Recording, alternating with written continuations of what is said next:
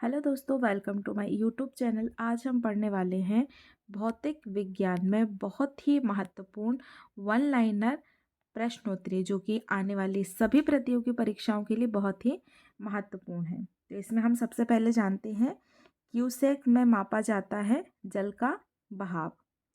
Next हम जानेंगे तारों के मध्य दूरी ज्ञात करने की इकाई है प्रकाश वर्ष। नेक्स्ट हम जानेंगे 1 नैनोमीटर बराबर होता है 10⁻⁻ सेंटीमीटर के।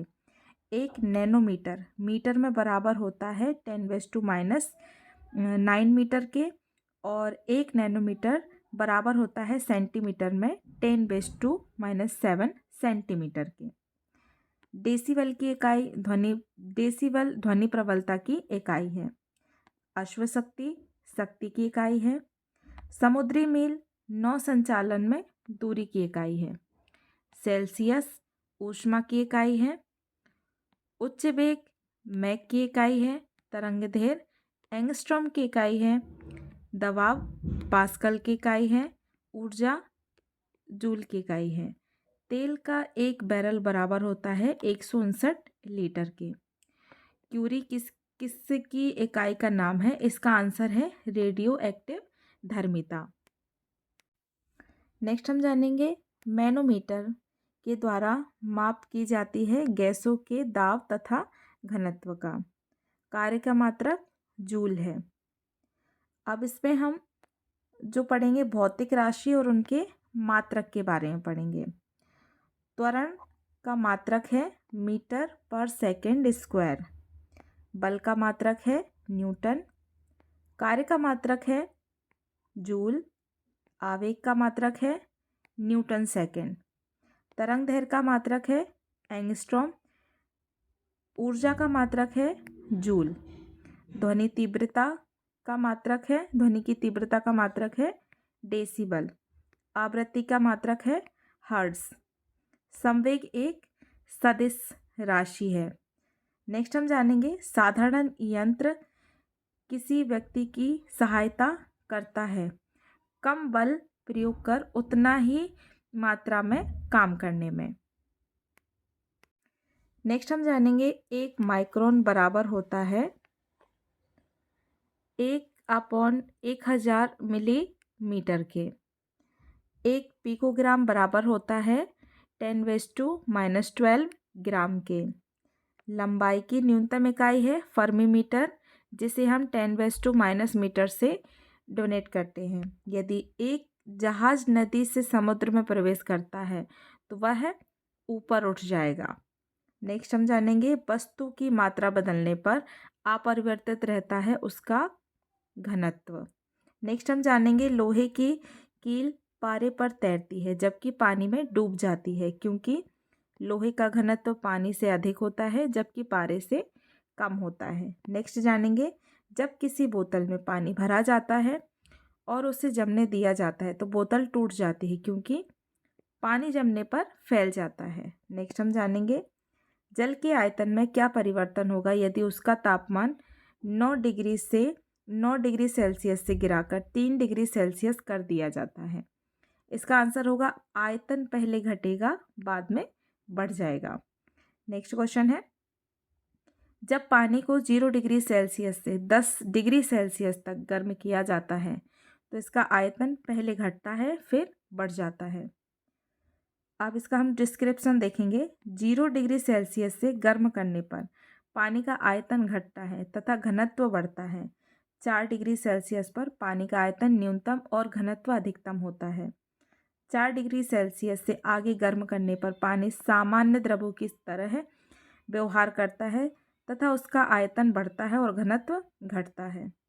नेक्स्ट क्वेश्चन है पृथ्वी पर पड़ने वाले वायुमंडलीय दबाव का कारण क्या है? इसका आंसर है गुरुत्वाकर्षण।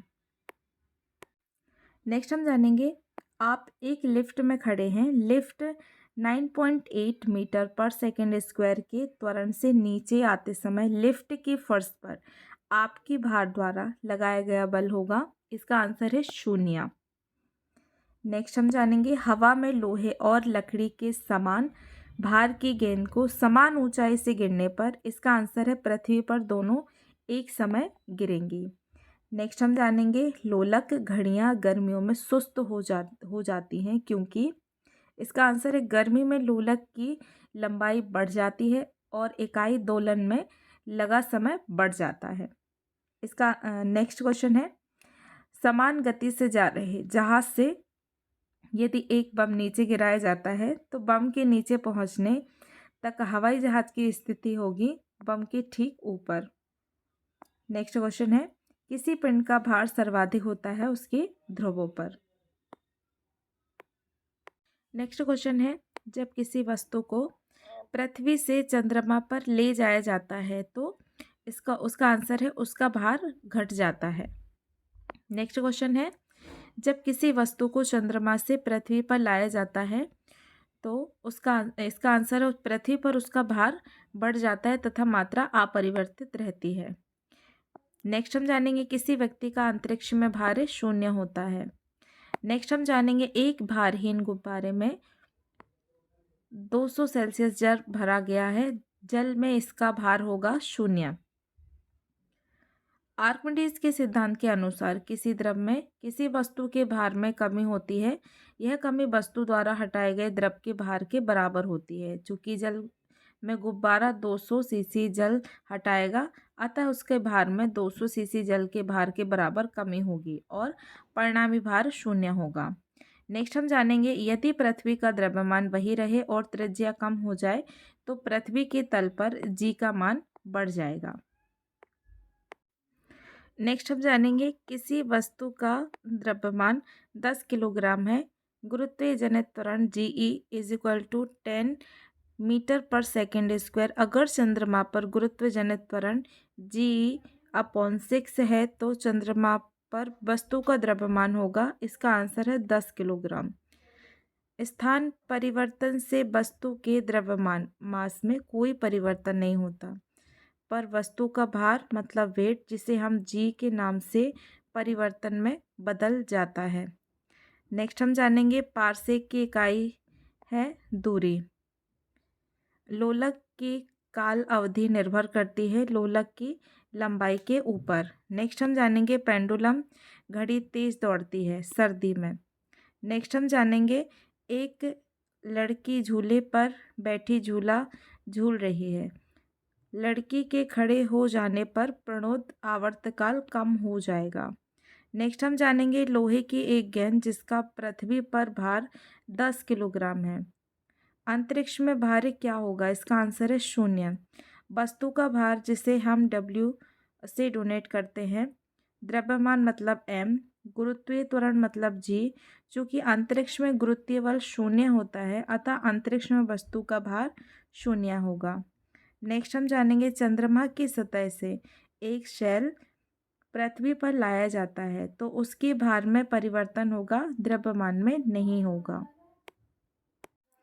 नेक्स्ट हम जानेंगे किसी व्यक्ति का भार पृथ्वी पर 62 किलोग्राम है तथा चंद्रमा पर लगभग 10 किलोग्राम है अंतरिक्ष में उसका भार होगा 0 किलोग्राम। अब इसको हम जानते हैं कैसे होगा। किसी वस्तु का भार मतलब वेट उसकी द्रव्यमान मतलब मास तथा गुरुत्वीय त्वरण मतलब जी के गुणनफल के बराबर होता है। वस्तु का द्रव्यमान सदा समान रहता है जबकि गुरुत्वीय त्वरण का मान बदलता रहता है। पृथ्वी पर गुरुत्वीय त्वरण का मान 9.8 मीटर पर सेकेंड स्क्वायर होता है। चंद्रमा पर गुरुत्वीय त्वरण का मान पृथ्वी के मान का 1/6 होता है जबकि अंतरिक्ष में जी का मान 0 होता है अतः अंतरिक्ष में भार होगा W = mg = mxo = 0 किलोग्राम।